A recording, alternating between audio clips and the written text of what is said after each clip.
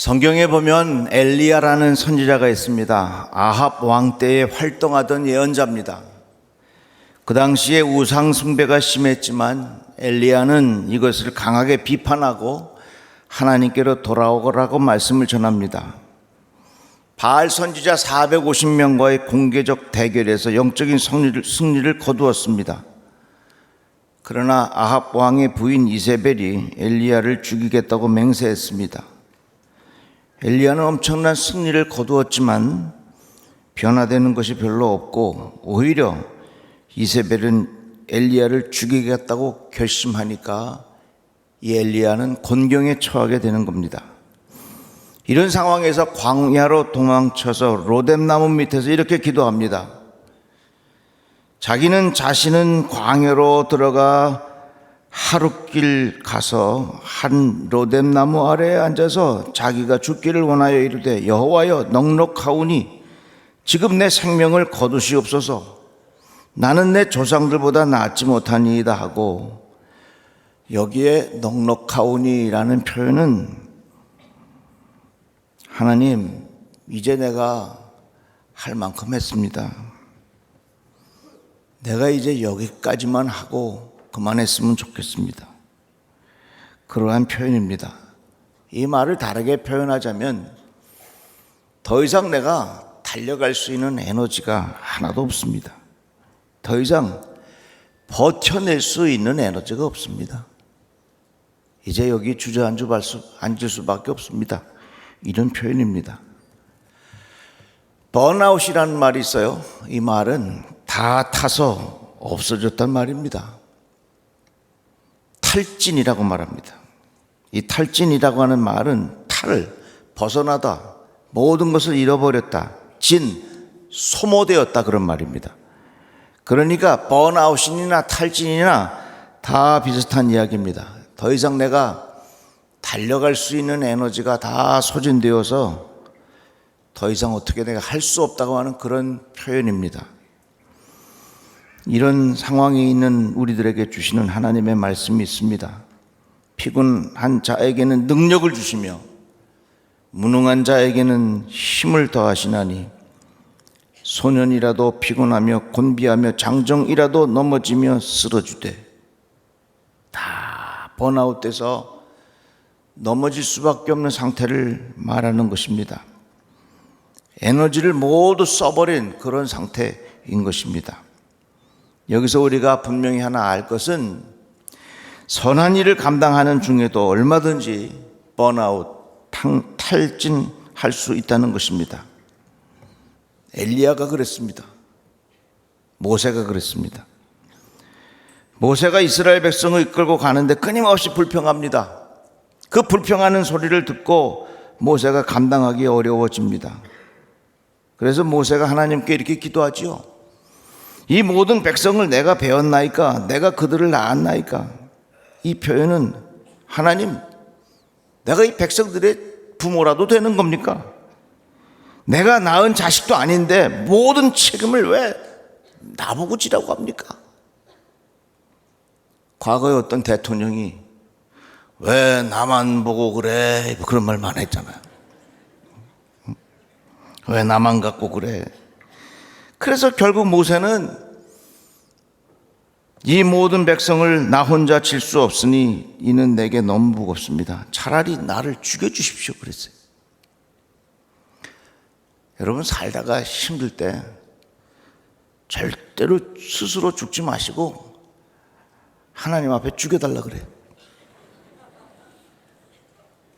내가 스스로 목숨 끊으면 안 되는 거예요.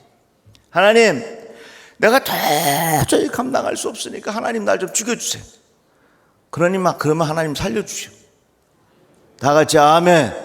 다 같이 아멘. 엘리야도 모세도 주의 일을 감당하는 중에 힘이 빠졌습니다. 웨슬리 목사님의 일기를 보면 비슷한 내용이 나옵니다. 내 안에 생명도 영성도 남아있지 않았다. 그래서 하나님이 나 대신 다른 사람에게 추수를 맡긴 것은 아닌가 하는 의심이 많이 일어났다.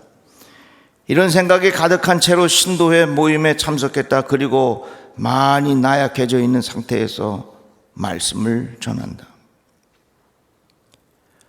웨슬리 목사님도 이것저것 다니면서 말씀을 전하는 중에 번아웃, 자기가 가지고 있는 에너지가 다 탈진한 상태를 말하는 겁니다. 달려갈 수 있는 에너지를 넣어도 오래가지 못하고 에너지가 빨리 소모되는 게 있습니다. 연비라는 말이 있어요. 연비. 그건 뭐냐면 예를 들어서 자동차에 1리터의 휘발유를 넣었으면 그 1리터가 몇 킬로를 가느냐, 이게 연비입니다. 그래서 일정한 리터를 넣었는데 멀리 가는 건 연비가 좋은 거예요. 찾아보니까 자동차의 평균 연비가 15km라 그래요. 그러니까 1리터에 기름을 넣으면 15km를 달려갈 수 있다는 것입니다. 이게 연비가 좋으면 더 많이 가겠죠. 연비가 안 좋으면 조금 가겠죠. 배터리도 마찬가지예요. 우리가 스마트폰을 밤에 완전히 채워놨는데 그것이 하루 종일 가고 밤이 돼도 아직도 많이 남아있어. 그거 뭐예요? 좋은 거예요, 그거. 근데 2, 3시쯤만 되면 다 달아갖고 빨갛게 나오면 그 연비가 별로 안 좋다, 그 말입니다. 자동차에 연비가 있듯이 우리 몸과 마음에도 연비가 있어서 너무나도 빨리 소진돼요. 내 안에 영적인 에너지가 너무 빨리 소진되기 쉽단 말입니다. 그래서 탈진 상태도 너무 쉽게 와요. 그런데 이러한 상황에 우리에게 주시는 하나님의 말씀이 있는데 그것이 바로 오늘 본문의 말씀입니다. 우리 같이 한번 읽어보겠습니다. 피곤한 자에게는 능력을 주시며 무능한 자에게는 힘을 더하시나니 소년이라도 피곤하며 곤비하며 장정이라도 넘어지며 쓰러지되 오직 여호와를 앙망하는 자는 새 힘을 얻으리니 독수리가 날개치며 올라감 같을 것이요 다른 박질하여도 곤비하지 아니하겠고 걸어가도 피곤하지 아니하리로다. 여기 말씀에 보면 다 탈진 상태에서 도저히 갈 수 있는 에너지가 다 소멸됐지만 여호와를 앙망하는 자에게는 새 힘을 주신다, 이 말씀을 우리에게 가르쳐 주었습니다. 이 앙망이라고 하는 말을 우리가 잘 살펴볼 필요가 있어요. 새 번역은 이 앙망이라는 말을 오직 주님을 소망으로 삼는 사람, 그런 말입니다. 나의 소망이 다른 데 있지 않습니다. 나의 소망이 오직 하나님에게 있습니다. 그런 마음의 자세를 가지고 사는 사람들에게 새 힘을 주신다는 얘기예요. 새 한글은 여호와를 우러러 바라는 사람, 이렇게 말했고, 공동번역은 믿고 바라는 사람, 이렇게 말했습니다. 이 앙망이라고 하는 말이 그런 의미가 있어요. 그런데요, 언어라고 하는 것은 갑자기 생긴 말이 아닙니다. 말이라고 하는 것은, 표현이라고 하는 것은 오랜 세월 동안 거기에 역사가 담겨져 있고 문화가 담겨져 있고 생각이 담겨져 있는 거예요. 예를 들자면 얼굴, 그러면 얼굴은 얼의 꼴이라, 그 말이에요. 마음의 꼴이 얼굴로 나타난다는 얘기입니다. 좋은 화장품 아무리 써도요, 마음이 불편하면 화장이 먹질 않는겨. 말이라는 말은 마음의 알갱이라, 그 말이에요. 마음의 알갱이가 나온 게 말이요. 북한에서는 어머니를 오마니 오마니 이렇게 부르는데 그게 왜 오마니냐? 적어도 아이를 키우기에는 5만 번의 손길이 미치는 것이 어머니다. 그래서 오마니 오마니 부른대요.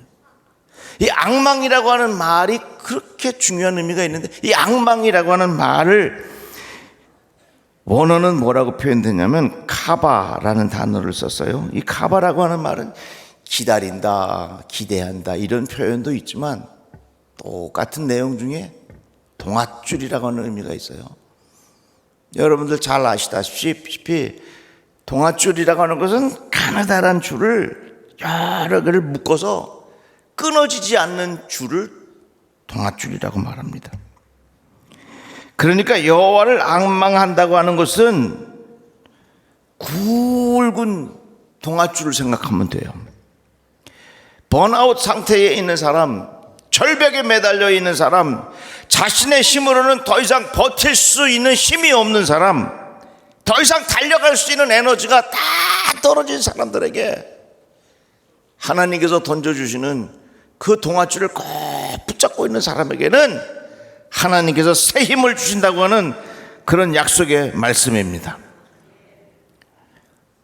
여호와를 앙망한다고 하는 말은 내 인생의 구원자는 오직 하나님밖에 없습니다. 한번 따라해 볼까요? 내 인생의 구원자는 하나님밖에 없습니다. 이 신앙의 고백을 갖고 살아가는 사람들에게 하나님께서 새 힘을 주신단 말씀이에요.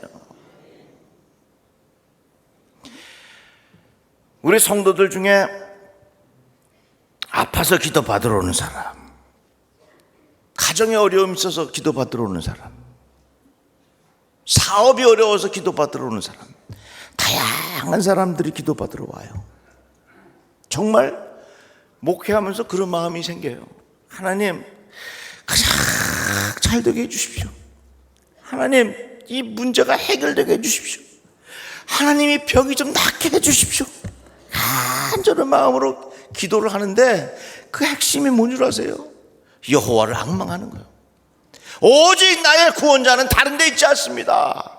하나님만이 나의 구원자가 되심을 내가 믿습니다. 그런 마음의 고백을 가지고 있는 사람들에게 하나님께서 새 힘을 주신다고 약속하셨어요. 여러분, 헷갈리지 말고 살아가시기 바랍니다. 나의 구원자는 오직 예수밖에 없는 줄로 믿으시기 바랍니다. 우리 속담에 썩은 동아줄이라는 말이 있어요. 절벽에서 떨어지거나 물에 빠진 사람은 썩어질 동아줄이라도 붙잡는다는 것입니다. 물에 빠진 사람은 새끼 지푸라기라도 붙잡는다는 그런 말이 있어요.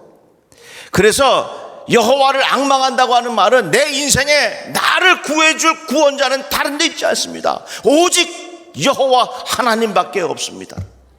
그 신앙의 고백을 가지고 살아가는 사람들에게 하나님께서 새 힘을 주신다고 약속하셨어요.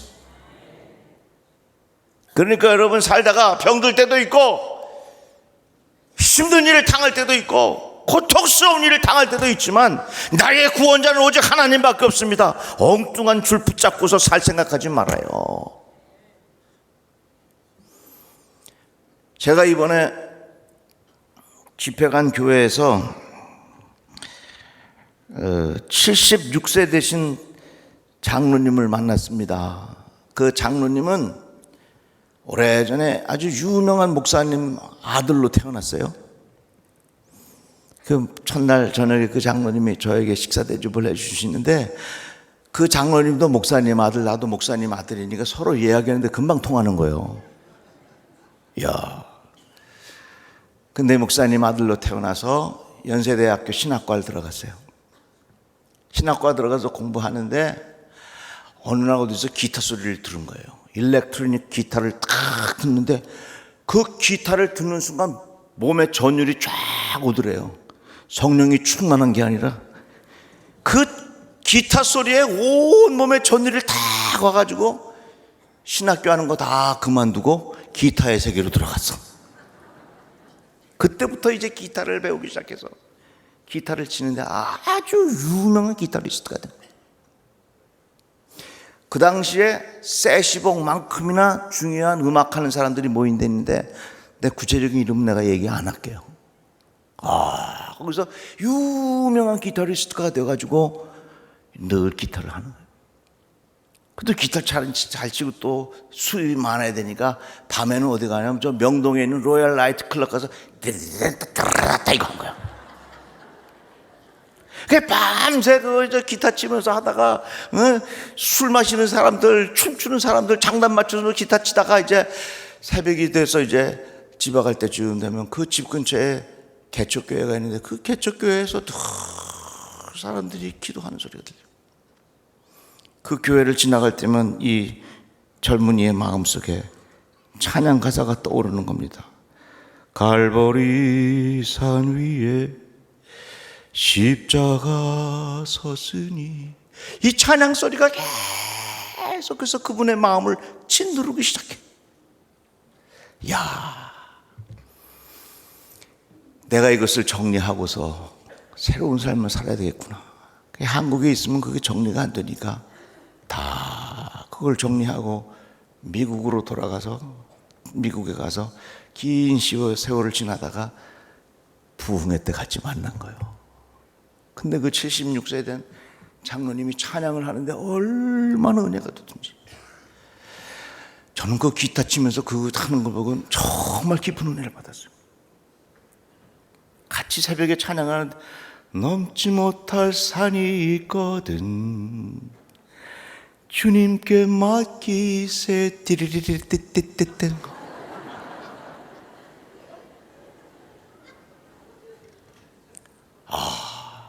제가 너무너무 깊은 은혜를 받았어요.